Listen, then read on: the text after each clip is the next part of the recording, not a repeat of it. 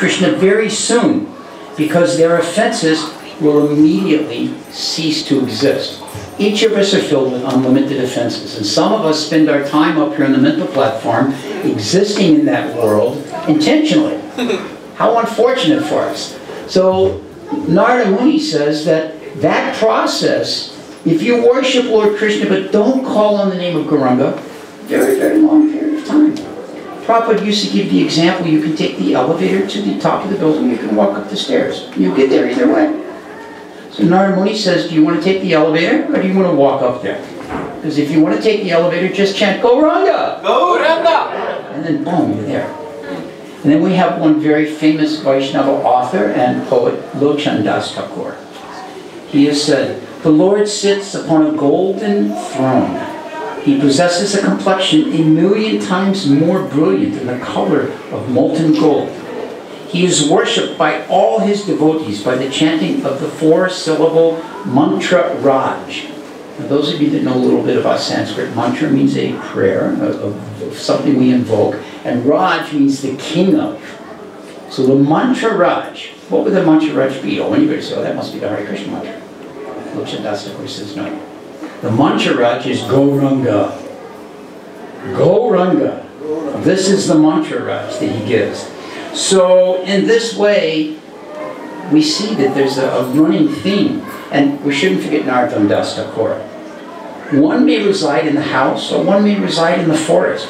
But if that person constantly chants the holy name of Gauranga, then I, Narottam, want the association of that person and will serve them till the end of time.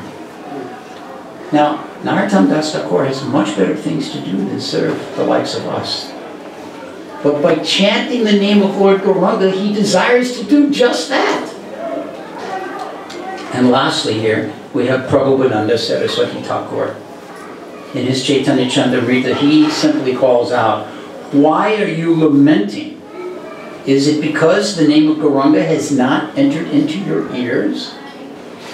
So, this type of lamentation is what we experience in this world. We're all lamenting over one thing or another, in some way or another.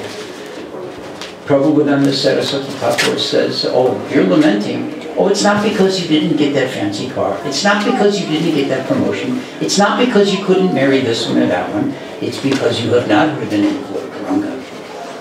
So if we simply take up the name of Lord Gauranga, then we'll be very satisfied, very pleased.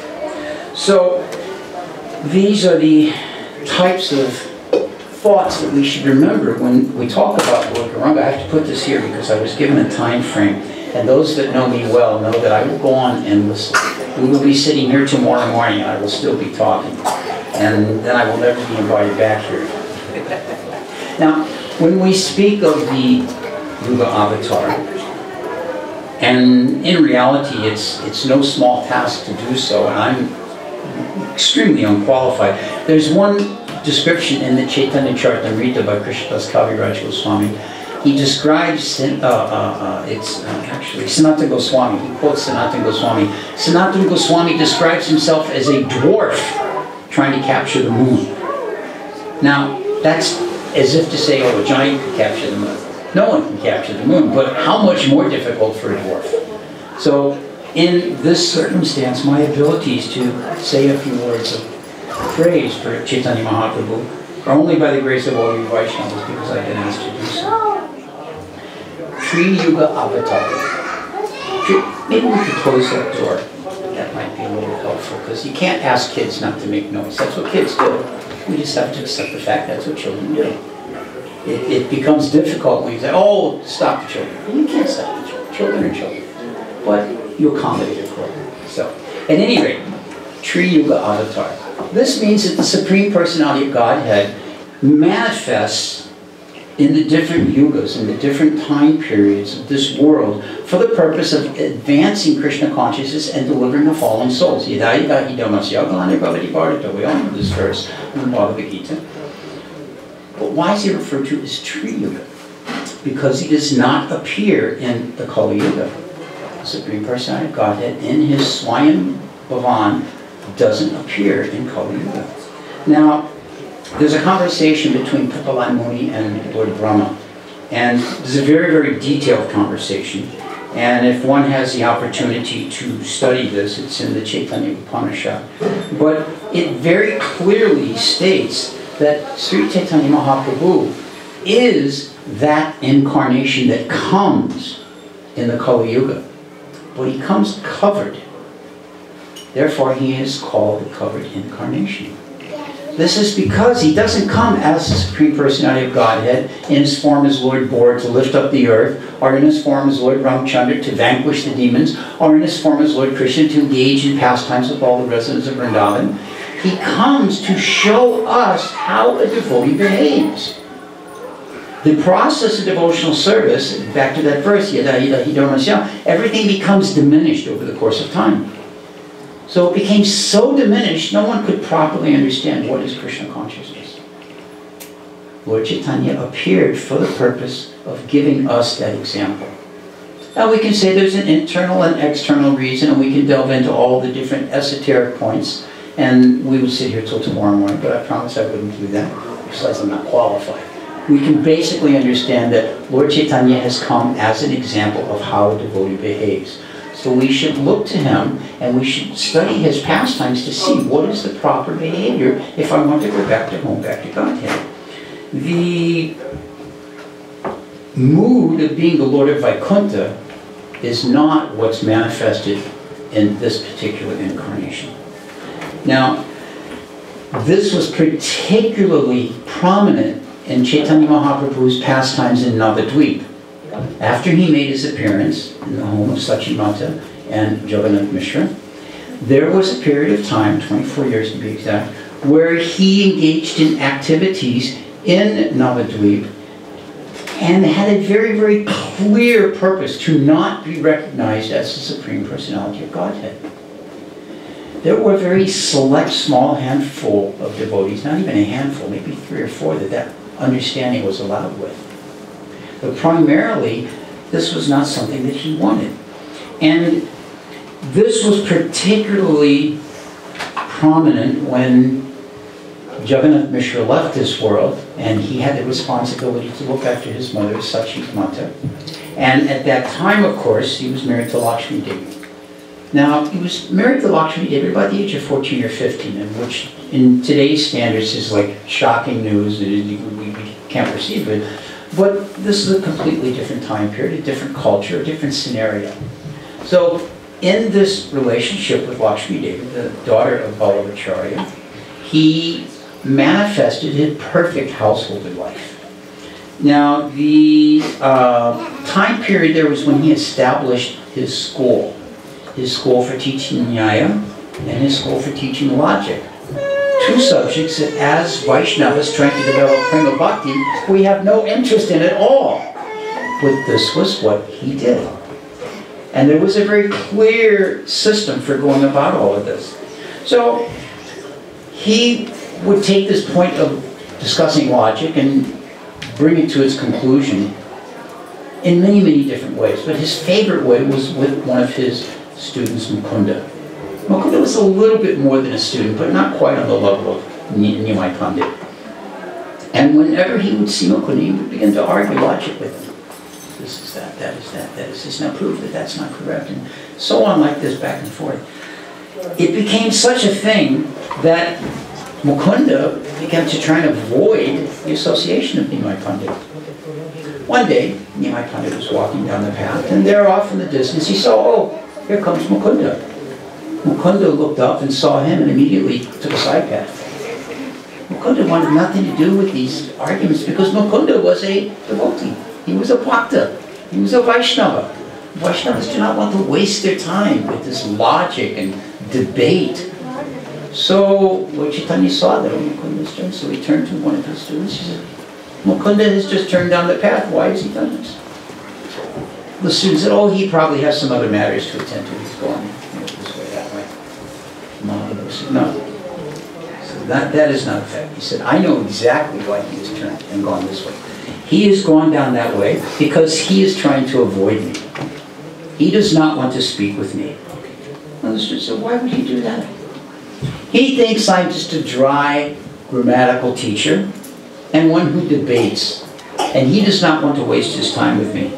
But I tell you this, one day, Mukunda, as well as all of the demigods, will come to the door of my house and worship my lotus feet. So sometimes he would throw a little something out there like that. The local Brahmins, they would look and they would see this Nimai Pandit. He's such a charming personality. He's so intelligent and he's so attractive to everyone. Wouldn't it just be wonderful if he became a Vaishnava? Then the mission of spreading Vaishnava teachings would be completely successful. So, in this way, you know, people were appreciating him. And one afternoon, Lakshmi Devi was taking a nap. Nimai and the students, they were out taking a walk through Navadvip, through the town. It's described by Vrindavan Das Thakur that the sight of Nimai Pandit walking through the paths was just something to behold, that the heart would become charmed by it. He was dressed in very, very fine cloth, and the folds on his dhoti were all just perfect. And he had the most beautiful collection of jewels that he was wearing, effulgent like the sun, and a garland that was so fragrant from 2 kilometers away you could smell. Absolutely incredible. So, you know, he was a married man, and he was a scholar, and he had his school, so he was somewhat wealthy. And the debating field, as it were, had proven a good resource for him. So this carries into the pastimes as he's going through Navadvip. Everyone that saw him in Navadvip was very pleased. They were very happy to see him. Just the very sight of him just brought great pleasure to their heart. Now, let's go ahead. It says actually that many of the demigods took their birth in Navadvip as any type of birth they could get, just to be able to behold the form of Nimai Pandit. As he was walking in this way with his students, one Kadiwala, one cloth merchant, came to him, and he brought out all the finest samples that he had, laid them before Nimai Pandit. Nimai Pandit looked at them and he said, "This is your finest cloth?" And the merchant said, "No, I have some others." And he brought out even better qualities of cloth and laid them out there. And Nimai Pandit said, "So, what is the value of this cloth?" The merchant, you know, appreciating Nimai Pandit, he said, "Oh, there's no charge for it. I'm giving it away free to you." Nimai Pandit said, "Oh, you're giving it away free? That must mean it is useless. You can't sell it, so you're just giving it away." He said, No, this is very valuable cloth. You are a Brahmin, therefore I'm giving it in charity to you." Nimai Pandit smiled very much. He said, "All right, I'll take this one." He threw one over his shoulder and continued. He went a little bit further. He came to the Dudwala. Everyone likes the Dudwala. That's the cowherd man. He has nice milk products. So he addressed the Dudwala. He said, "Bring me your best curds, sweets, milks, and yogurt." Just like we just bathed. Sri Chaitanya Mahaprabhu bathed in nice curds and milk and different types of fruit juices. So he actually, in Alachua, we have one lady, her name is Mother Ruchira. She's one of those people that joined the temple at the same time I did from that commune. And her and her husband, Adikarta, keep cows. And she is, without a doubt, in the entire 14 planetary systems, one of the top 5 milk sweet makers. I will challenge you to put anybody up against Mother Ruchira's milk sweets. So they're very, very tasty. This particular Dudwala was even better at cooking milk sweets than she is. So, Nimai Pandit requested them, and the cowherdsman, the Dudwala, he saw this amazing, beautiful form of Nimai Pandit, and he realized this is the Supreme Personality of the universe. And he brought everything. He put a seat down in his shop and sat there and laid all of his finest milk sweets out for him. He called him, "You are like my maternal uncle, therefore please take these." And there was much exchange of joking and laughing between them, and Nimai eating many, many milk sweets. And he ate till his complete full satisfaction, then gave his blessings to the Dudwala and continued on. I went a little bit further, and he came to the Itarwala. Itarwala means the fragrance, the perfumist. And he had so many different types of fragrances and oils. And, you know, if you go, I always have one gentleman I've been buying from in Vrindavan, my oils for my deities for many years. And whenever you go, he says, I have good quality, best quality, and finest quality. Which would you like? And each one, of course, is a different price. Oh, this is for you, Lord. You want finest quality, the highest price. So at any rate, he went there and he stopped at the shop and he said to the wallet, he said, bring me the finest fragrances you have. And he selected them all out, and Nimai Pandit said, what is the price of this one? And the shopkeeper said, you know everything. How can I ask a price from you? He said, no, no, no, I'm not going to take anything from you today. I'm just sampling. Bring another sample for me to try. And in this way, the shopkeeper gave him, I tried the sample, and he took it, he pulled the whole bottle out. The shopkeeper was very, very, very satisfied. So next he went to the Poolwala. Poolwala means the flower merchant. And the flower merchant had not only the finest of Kadamba flowers and champak flowers and tuberose, but he had the most beautiful of garlands that these were made in. So Nimai Pandit went there, and when the merchant saw him, he didn't even have to say anything. He immediately went and took the most fragrant garland and put it on the neck of Nimai Pandit. Nimai Pandit said, yes, bring me another one, and for all my associates, do not tell me the price, because I have no money with me anyway.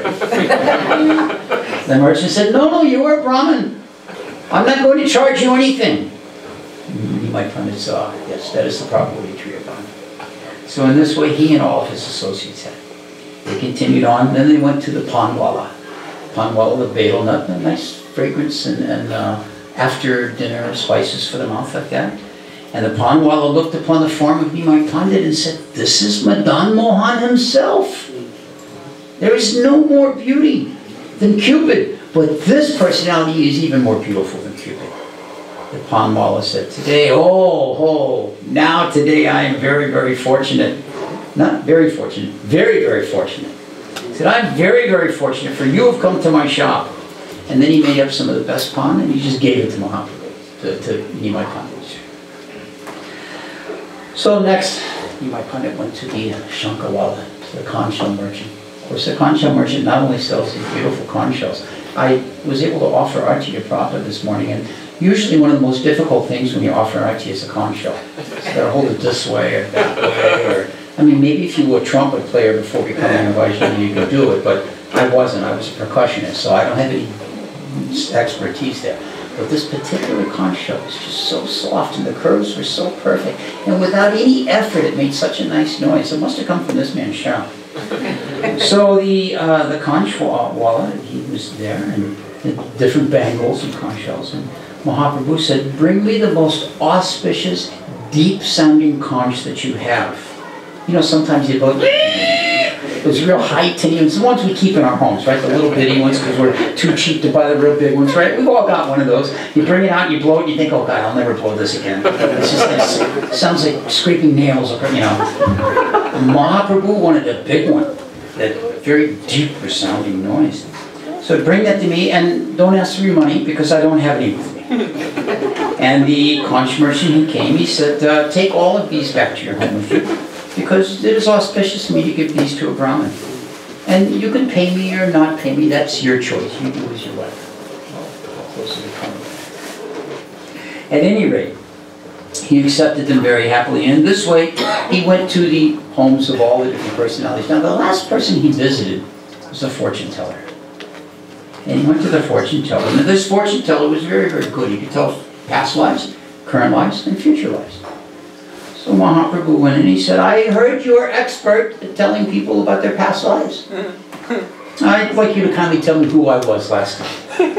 Now, we know who he was last time, because this is Sri Krishna. So the fortune teller said, yes, yes, you sit here.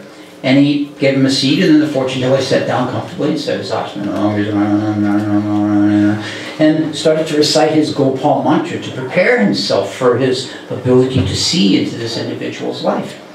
As he chanted the Gopal mantra, there in front of him, the four-armed form of Narayan manifested. Each arm holding the auspicious symbols, lotus, club, conch shell, and chakra, and was effulgent like anything. had a garland that came all the way down below his waist, and he had a costal jewel on him. So the fortune teller was a little surprised. He stopped. He came back to him. Okay, he said his Achman, you know, and started to say his Gopal mantra again. And as he said the first syllable of the Gopal mantra, he was transported to the prison cell of Kamsa. And there Krishna was manifesting in front of Devaki and Vasudeva. And he saw the two-handed form, the four-handed form manifested in the two-handed form. He was completely confused by this. He stopped again, he apologized. Started chanting Gopal mantra again. And then he saw the threefold bending form of Shri Krishna himself, surrounded by the different gopis, some playing flutes, some fanning him with charmras. He couldn't understand. He said silently, "Oh, my dear Gopal, who is this personality in front of me?" In the meantime, Nimai Pandit said, "So, are you an astrologer or what? All you're doing is just sitting there and saying your Achman and then looking confused. Can you tell me about myself or not?" So the astrologer said, "No, I'm sorry, come back in the afternoon. I have to take some rest." So Nimai Pandit left. He said, "All right, that's very good. I'll come back later." So in this way, he continued on and he went to visit his good friend Sridhar, Kulavesha Sridhar. Now Kulavesha Sridhar was incredibly humble. Kulavesha Sridhar was the greatest example of humility, because he was the poorest individual but felt that he didn't have any reason to be concerned about it. He didn't see himself as poor. So he went to, if he had a little bit of rice, he would take, if he earned a little money from selling banana leaves, he had some banana leaves. I mean, you're in Bengal, tropical country. Bananas and banana trees are everywhere. And so he's selling them. I mean, how much money are you going to make? Oh, I can just go right over here and cut some. Thank you very much. So, but whatever he got, 50% of it he spent on the worship of Mother Ganga, and 50% of it he spent to maintain his family. Oh, his wife. He and his wife, they were no children. So, Nimai Pandit came to him and he said, "Sridhar, you make no effort to take care of yourself. You're living in such a dilapidated place here. You have nothing. This is all because you are worshipping Vishnu and Ganga. You see the worshippers of Durga, they're so opulent. She is giving them, dehi, dehi, dehi. Everything is coming to them. They're getting all blessings, and you are worshipping Vishnu and Ganga Devi, and you hardly have anything. Even the pot you have at your doorway has a hole in it." So Sridhar Maharaj said, "No, a king, he is living in a very, Sridhar, he said, a king is living in a very splendid place, and a bird is living in the tree. But the Supreme Lord is taking care of either one of them identically. There is no need for either of them to make an effort." You might say, "Yes, you speak like that, but I know what it is. You have wealth, but you're hiding it. You make the appearance of being a poor man and having a dilapidated home, but you are keeping the greatest wealth that you have, and you're hiding it somewhere. Otherwise, how do you manage to live day after day?" Now, of course, we know that he lived day after day because he was the topmost devotee of the Lord. He was enjoying great satisfaction. Sridhar said, "All right, you just go home then and leave me alone and quit giving me any difficulty. I don't want to argue with you today." And Nimai Pandit said, No. I'm not going anywhere until you give me your fair share of your wealth. I know you have some, and I'm going to stay right here till you give it to me." "Oh, what wealth? All I do is I sell bananas, banana leaves, and a few radishes. That's all I sell. I have no wealth. You can take whatever you want." So Nimai Pandit, he took some bananas, some banana leaves, a handful of radishes, some mooli. And then Sridhar said, yes, just take whatever you want, but just don't come and argue with me in this way." Nimai Pandit said, no more arguments, just bananas and radishes. And so in this way, Sridhar then invited the Lord in and prepared some nice milk and bananas and served him in this way. So this way he was going to all these different places and enjoying all these different pastimes with devotees in a mood of accepting their service, but at the same time denying himself to be the Supreme Personality of Godhead. Yet everyone was getting the full benefit of worshiping the Personality of Godhead by giving what they had to Nimai Pandit. by appreciating the beauty of Nimai Pandit, by appreciating the charming nature of Nimai Pandit. Very nice story here. Anyway, we'll skip that story if I have time. I'll go back to it. During the time that Mahaprabhu was a teacher and had his school, he would travel sometimes. And he would take his students and go to different cities. So we went to the city of Sylhet. Sylhet is in what we currently would call Bangladesh. It was at that time eastern Bengal. Now, they have a particular way of speaking there. Like if you were to go to Boston, you know, they say ka and pak. Go to the ka pak. You know, sounds a little strange to us. Did I get it right, Dan? Or if you come down to my neck of the woods where I live, the southern drawl is just, it's mind-numbing. So the Brahmins in Sylhet had a particular way of speaking. And when Mahaprabhu went there to debate, to the side, to his students, he began to make fun of their pronunciation and made quite a big joke out of it, and was teasing these Brahmins for their so-called way of speaking this and that, and all of his students were laughing and, you know, just really having a good time at their expense. However, one of the elderly Bengalis came to him. He said, I am distantly related to your father, Chaturatma Mishra, so I am like your uncle. So I'm going to advise you, this is not polite behavior. Okay? Making fun of these people and teasing them. So you should not be so frivolous like this. From that point on was the turning point in Nimai Pandit's frivolous nature. He was very grave after that. We're not joking. Prabhupada says that he never even joked with his wife. Although one time it mentions that he did make one joke.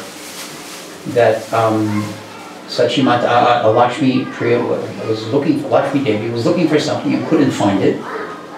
And Nimai said, oh, maybe your mother-in-law has taken it and hidden it from you. And that was the extent of a joking word between husband and wife. Prabhupada gives this example in one lecture. So, in this way we can learn that there is a place for being frivolous and humorous, and there's a place for being grave. And Nimai Pandit knew how to understand between the two. There was another time where Nimai Pandit was receiving guests at his home. And whenever a guest would come, he would arrange for Sachimata to continue to serve them unlimitedly. Because he was, again, setting the example as a householder, how one should engage in the service of Vaishnavas. How one should engage in the service of Brahmanas. That even at the expense of one's own meal, and we have so many examples of this throughout Srimad Bhagavatam, even at the expense of one's own meal, when the guest comes, what is that word? Yes, this means that the unexpected guest is seen as good as God. So Nimai Pandit was a perfect example of this, and he showed this in all of his dealings. Sometimes to the disappointment of some of his Brahmin friends, because even a low-class person would come.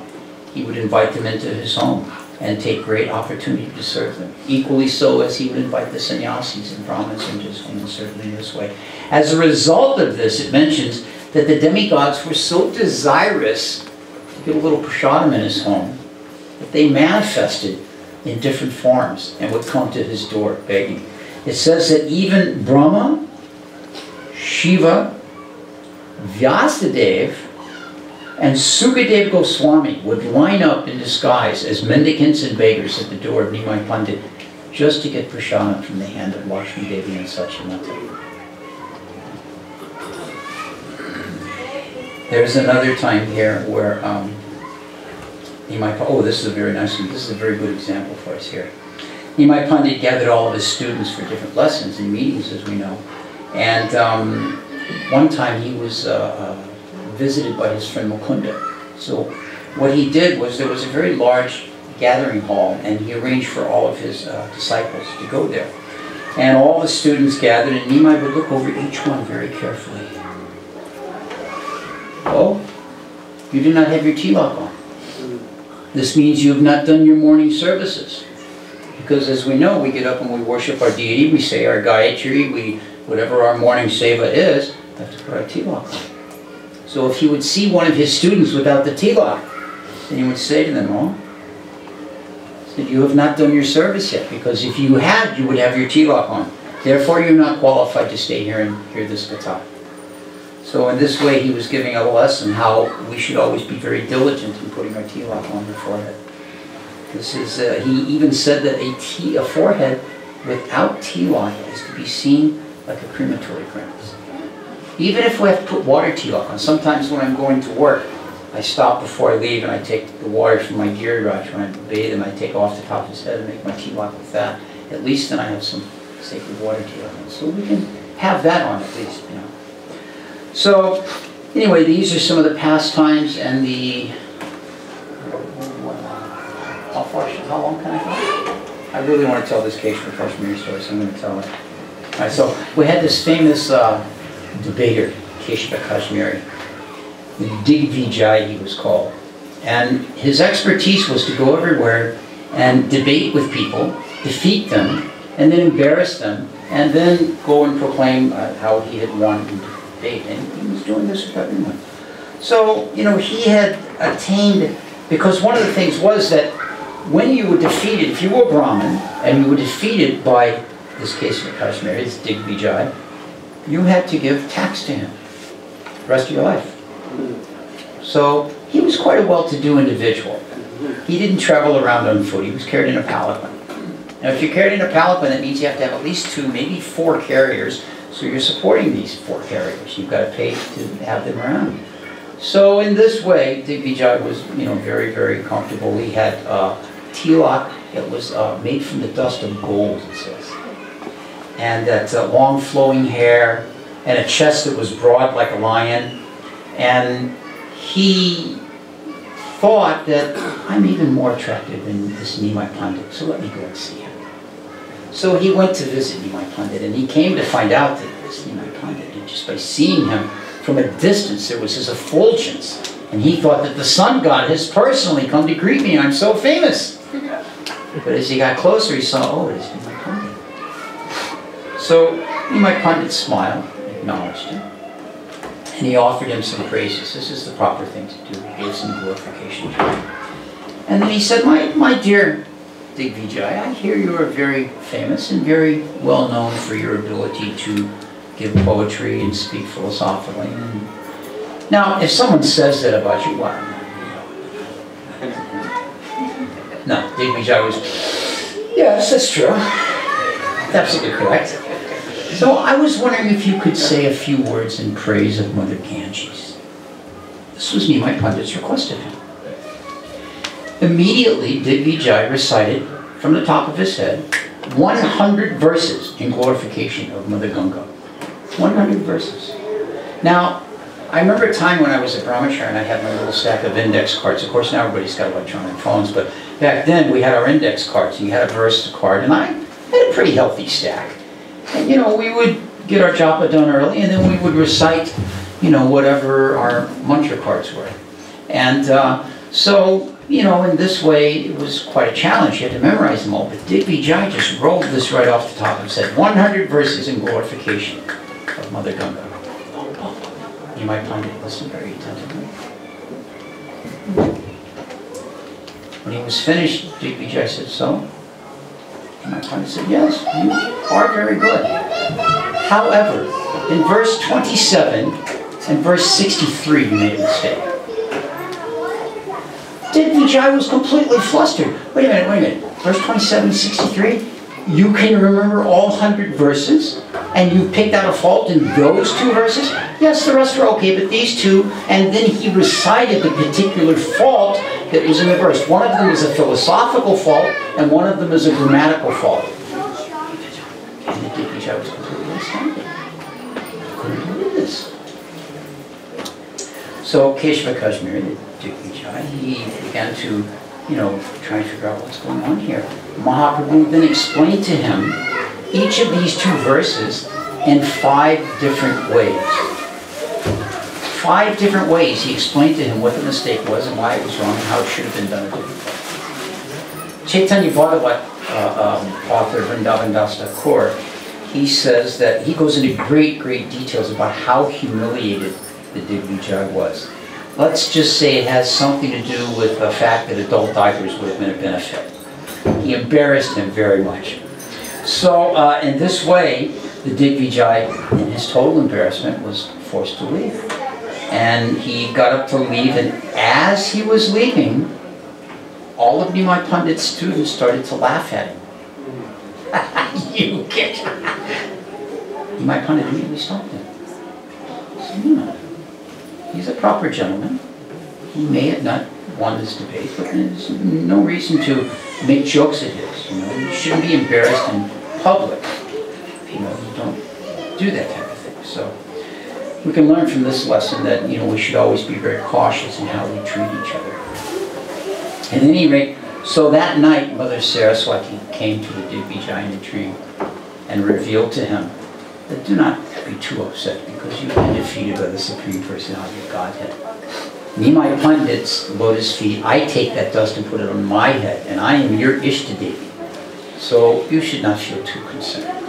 So in that way, the next morning, Digvijay went to the home of Nimai Pandit and surrendered to him and saw his blessings and was completely forgiven in that way.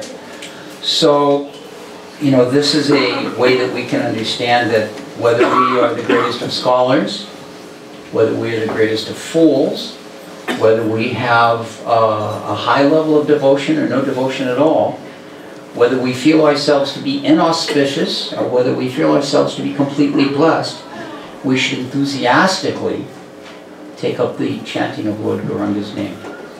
By chanting the name of Gauranga, we become purified enough to receive the pure benediction of the Hare Krishna mantra.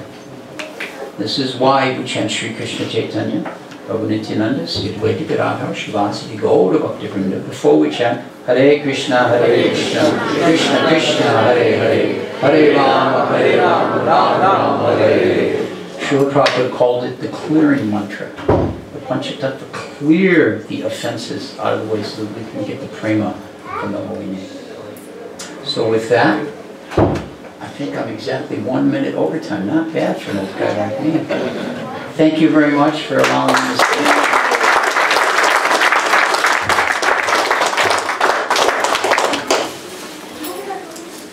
Grace Chaturatma Prabhu ki Jai! Such an honor to have him here after so long and gracing us with his discussions about Lord Chaitanya pastimes. Just so you're aware, he has talks on many of the acharyas that are available on YouTube. So if you look up